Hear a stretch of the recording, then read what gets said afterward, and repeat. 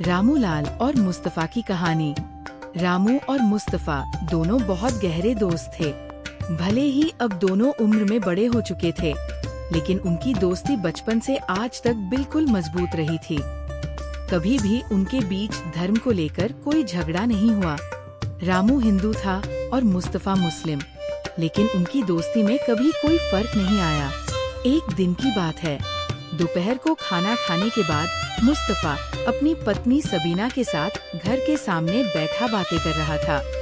तभी अचानक एक पुलिस की गाड़ी आकर उनके घर के सामने रुकी।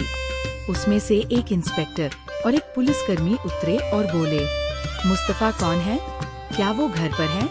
मुस्तफा बोला, हाँ, मैं ही मुस्तफा हूँ। इंस्पेक्टर बोला, तुम्हें हमारे साथ चलना होगा, थाने जाना है। ये सुनते ही सबीना घबरा गई और बोली, साहब, क्यों? मेरे पति ने क्या किया है? हमें कुछ तो बताइए। इंस्पेक्टर ने सख्त लहजे में कहा, पहले थाने चलिए, फिर सब पता चल जाएगा। ये कहकर वो मुस्तफा को साथ ले गए। थाने पहुंचने पर मुस्तफा ने देखा कि रामूलाल की पत्नी दीपा वहाँ रो रही थी।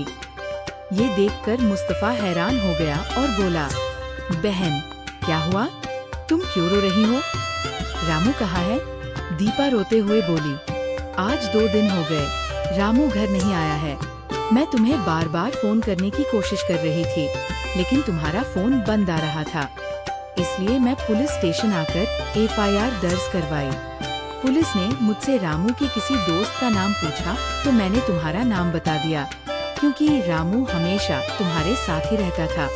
दीपा की बात सुनकर मुस्तफा ने उसे दिलासा दिया, कुछ नहीं होगा बहन, तुम चिंता मत करो। शायद वो किसी काम से शहर गया हो।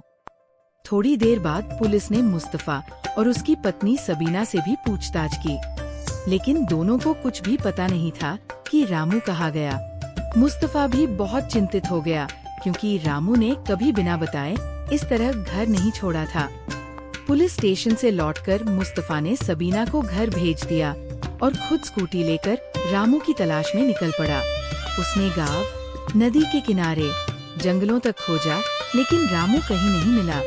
थककर वो नदी किनारे स्कूटी खड़ी कर बैठ गया और सोचने लगा कि रामू आखिर गया तो गया कहाँ? रामू को ढूंढते ढूंढते रात हो गई। उधर सबीना भी घर के सामने बार बार देख रही थी कि मुस्तफा अभी तक लौटा क्यों नहीं।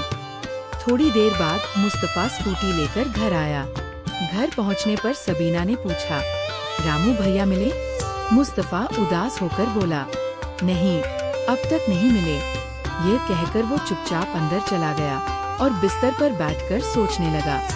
सबीना पास आई और बोली, खाना खाओगे? मैंने खाना लगा दिया है। मुस्तफा धीमे से बोला, मुझे भूख नहीं है। सबीना ने प्यार से समझाया, इतना टेंशन मत लो, रामू भैया जल्दी मिल जाएंगे। खाना न खाने से क्या होगा, अपनी तबीयत ही खराब कर लोगे। सबीना की बात सुनकर मुस्तफा ने उसे देखा और फिर खाना खाने चला गया। खाना खाकर दोनों सो गए। उधर दीपा और उसका बेटा घर के बाहर चिंतित मन से बैठे थे। रात के करीब 3 बजे थे। तभी दीपा को घर के बाहर किसी की आवाज सुनाई दी। ध्यान से सुना तो रामू की आवाज थी। वो फौरन उठी और दरवाजा खोला। बाहर रामू खड़ा था। रामू को देखकर दीपा हैरान रह गई। उसने पूछा, इतनी रात को कहाँ से आ रहे हो? और इतने दिन कहाँ थे? डरे हुए स्वर में रामू बोला, मुझे बहुत भूख लगी है, मैं भाग कर आया हूँ। अगर उन लोगों ने मुझे देख लिया होता तो मार डालते। रामू की बात सुनकर दीपा डर गई। वो उसे अंदर ले गई, उसे खाना दिया। फिर दीपा ने मुस्तफा को कॉल करके बुला लिया। मुस्तफा तुरंत रामू के घर आ पहुंचा और बोला, यार, तू इतने दिन कहाँ था? रामू डरे डरे बोला, उस दिन जब मैं बाजार से लौट रहा था और नदी किनारे पहुंचा तो किसी ने पीछे से आवाज लगाई। जब मुड़कर देखा तो 3 लड़के थे। उन्होंने मुझे पकड़कर मारपीट की और जंगल की ओर ले गए। तीनों ने मुझे 3 दिन तक बंदी बनाकर रखा, बिना खाना पानी के। जब वे रात को खाना खाने गए तो मैं वहाँ से चुपचाप भाग निकला और अब घर पहुँचा हूँ। यार मुस्तफा, मुझे बचा लो, नहीं तो वे तीनों मुझे जान से मार डालेंगे। ये सुनकर मुस्तफा बाहर गया, किसी को फोन किया और फिर अंदर आकर रामू के पास बैठ गया। थोड़ी देर बाद वही पुलिस इंस्पेक्टर भी रामू के घर आ पहुंचा। इंस्पेक्टर ने रामू से पूछा, तुम इतने दिन कहाँ थे? रामू ने वही सारी बातें इंस्पेक्टर को भी बताई। इंस्पेक्टर ने पूछा, अगर तुम उन लड़कों को देखोगे तो पहचान लोगे? रामू बोला, हाँ सर, मैं पहचान लूंगा। अगले दिन रामू, मुस्तफा और इंस्पेक्टर नदी किनारे गए जहाँ से रामू को अगवा किया गया था। रामू ने बताया, सर, यहीं से उन्होंने मुझे उठाया था।